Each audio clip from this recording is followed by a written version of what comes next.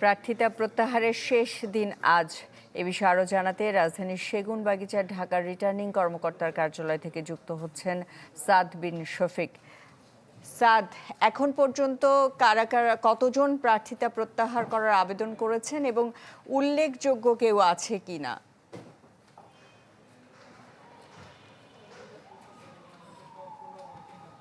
সুস্মিতা, আপনি জানেন যে আমাদের যে নির্বাচনের যে তফসিল হয়েছিল, তফসিল অনুযায়ী কিন্তু আজকে যে শেষ দিন চলছে এবং আজকের আগে থেকেই কিন্তু আমরা গতকালকে দেখেছি একজন এখানে প্রত্যাহারের আবেদন জমা দিয়েছে এবং আজকের কথাটা যদি বলি, আজকে এখন পর্যন্ত 3 জন কিন্তু তার মনোনয়ন প্রত্যাহারের জন্য আবেদন করেছেন।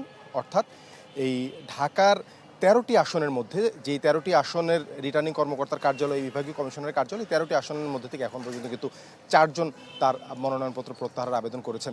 আপনি জানেন ঢাকাতে মোট সংসদীয় আসন আছে 20টি। এই 20টি আসনের মধ্যে ঢাকা 2 সিটি কর্পোরেশনের মধ্যে 15টি আসনের মধ্যে 13টি আসন কিন্তু এই রিটার্নিং কর্মকর্তার কার্যালয় হিসেবে কিন্তু এই বিভাগীয় কমিশনের কার্যালয় ব্যবহার করা হচ্ছে।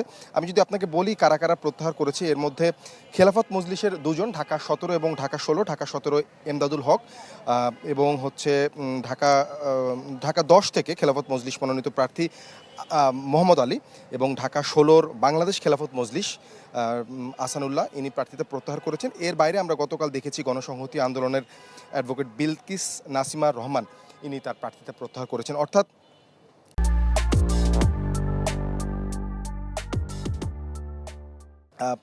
219 জন মোট মনোনয়নপত্র সংগ্রহ করেছিলেন এই 13টি আসনের মধ্যে। এর মধ্যে 157 জনের প্রার্থিতা কিন্তু বৈধ ছিল, অর্থাৎ 157টা বৈধ প্রার্থী ছিল। এই বৈধ প্রার্থীর মধ্যে কিন্তু এখন পর্যন্ত আমরা দেখেছি এই 4 জনকে তাদের প্রার্থিতা প্রত্যাহার করতে। আজকে বিকেল 5টা পর্যন্ত প্রত্যাহারের সময় আছে।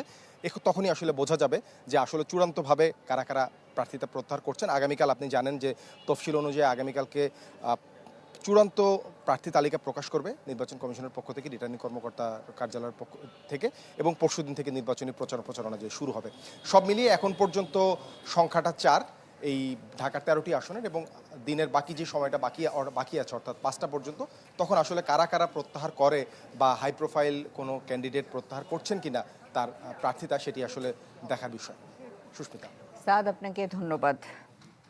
রাজধানীর সেগুনবাগিচার ঢাকার রিটার্নিং কর্মকর্তার কার্যালয় থেকে প্রার্থিতা প্রত্যাহারের বিষয়ে আপডেট জানাচ্ছিলেন সাদ বিন শফিক।